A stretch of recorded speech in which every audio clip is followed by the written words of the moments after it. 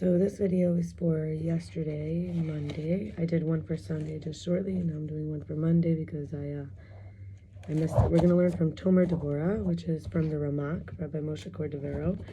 We're continuing with chapter 9. We've done this before. We already started chapter 9 in the past.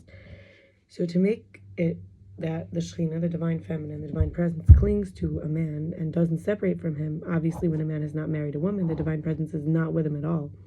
In this way, as the essence of the divine presence, the feminine, is from the side of the female. A man stands between two nekevos, two females, one lower, physical female, like his flesh covering in time from him. The kasuba is she'er, ksus, and ona, which is, the physical female takes from him, receives, I would say receives really, right? Not takes, he provides. So receives flesh from him, as they call it, in other words, her portion.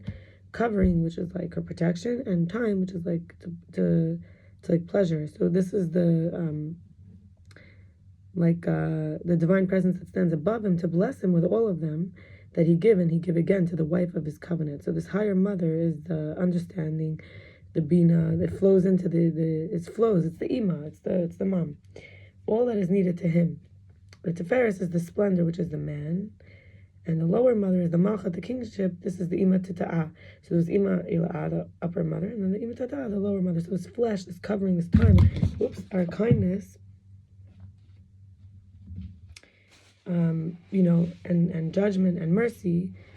So we call that in Hebrew kindness being chesed, judgment being din or gevurah, and mercy being rachamim or tiferet. So here we see again we have the three. Like Tiferet here we said with splendor, so it has two arms really. So it's like the right side being the chesed, the left side being the gevurah.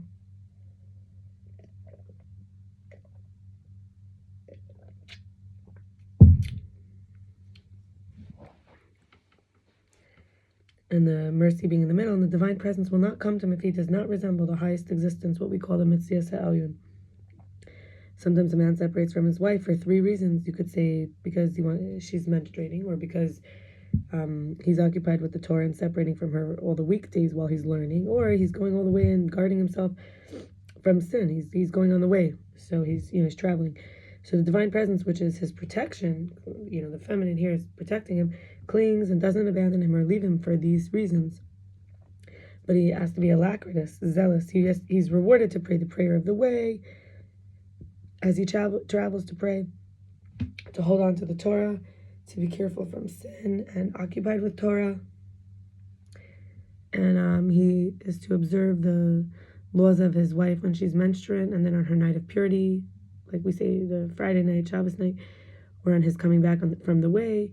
Each is a time of commanded intercourse. In other words, they have to bond then and unite, because that's the time that the divine presence above will open to accept holy souls that will come through them. So is his wife fitting to visit her? And with this, the divine presence will always be with him. So the visiting of his wife must be specifically at the time that the divine presence is between these two forms, the chesed and gevurah that we talked about, and not when it's not. So to repair all the traits and accept the yoke of the commandments, one who wants to be coupled with the daughter of the king, which is the divine presence with his wife, through his wife. So in other words, the divine feminine through his wife, he's going to be the divine masculine, because he's going to be able to receive from the upper feminine and give to his wife, who's the lower feminine. In other words, the upper feminine is the divine feminine. The divine feminine will come through his wife because he provides for his wife as the divine feminine. From the divine feminine, gives to him.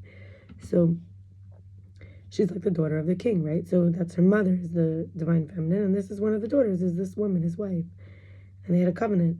So she, if he doesn't want her to separate from him ever, and, he has to adorn himself with all type of adornments and nice garments. And these are like reparations of all the traits mentioned. And after, he should intend to receive her upon himself, and his being occupied with the Torah and always carrying the yoke of the commandments and the secret of intention for unification.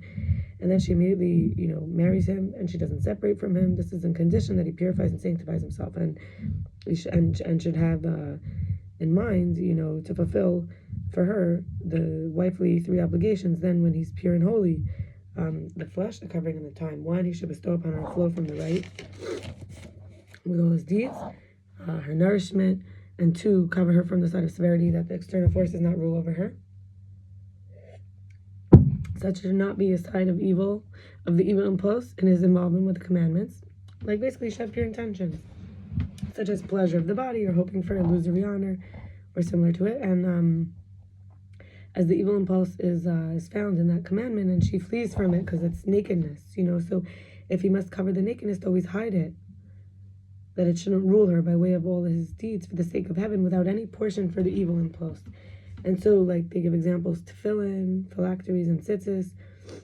The fringes are great protections for her, such that the external forces not rule her, and he be accustomed to them. And 3, he unifies with her with splendor, with Tiferes, that we talked about at the time of Kriya Shema, which is the reading of the Shema prayer, the unity prayer with one God prayer, is at the setting of the time for Torah. And when he rests at the time, this is with the morning prayer and the evening prayer, and when he rests at a time for anything, and he have in mind that this is the set time of the divine presence, the daughter of the king. And in order to, like, workshop this, I was thinking about, like, myself as divine feminine, like, my needs, like, what does it feel like to need? So I went to a 12-step meeting. You can go to any. They have many for, like, besides for the alcohol, drugs, they also have for, like, when you feel like you're not having healthy relationships, it feels codependent in some way, like you can't get your needs met. So here we're talking about divine feminine, so I wanted to talk about it. So let's say I don't know how much, like, I want sensitivity, but I don't know how much, or I'm learning to express boundaries like time, money, touch, talking together, consideration, personal information, and also self-forgiveness for the emotional numbness, or you could say constipation, the poor timing, procrastination of responsibilities, and self-care by reaching out by phone. Nowadays, people can be so fun, but solitude is when I return to myself, not escaping or isolating, especially when I need to restore my inner peace and security, let's say after conflict or tension.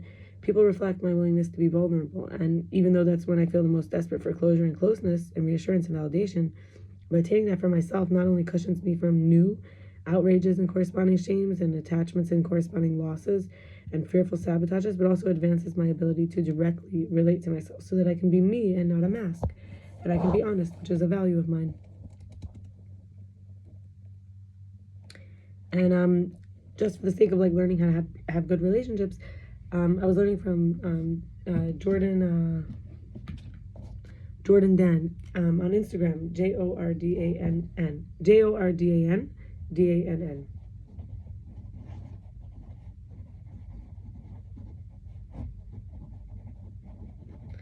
So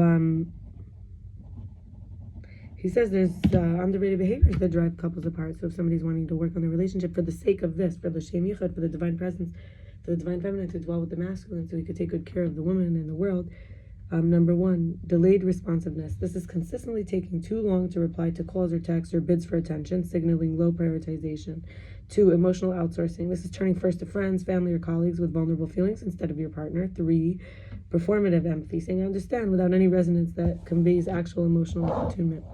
4, chronically low initiation. This is rarely initiating affection, plans, or repair, leaving one partner to carry the momentum of connection. 5, humor as deflection, using jokes or levity to avoid moments of seriousness or vulnerability. We're not saying humor is anything wrong with laughing or releasing tension, but as a deflection to avoid. 6, inconsistent boundaries with outsiders. Allowing friends, family, or work to intrude on the couple's intimacy and agreements. 7, fading rituals, letting go of small but stabilizing routines that, like goodnight text, goodbye kiss, Sunday walks, whatever it is. Those are examples. 8, emotional misattunement. This is responding with energy that mismatches your partner. A good example is when they're excited and you are flat back at them, or when they're sad and you're cheerleading. So 9, low tolerance for difference, needing the sameness in interests, preferences, or views rather than respecting separateness. And 10, subtle contempt, eye rolls, sighs, or tones that communicate superiority without explicit words. And that's all for now. All right, all the best.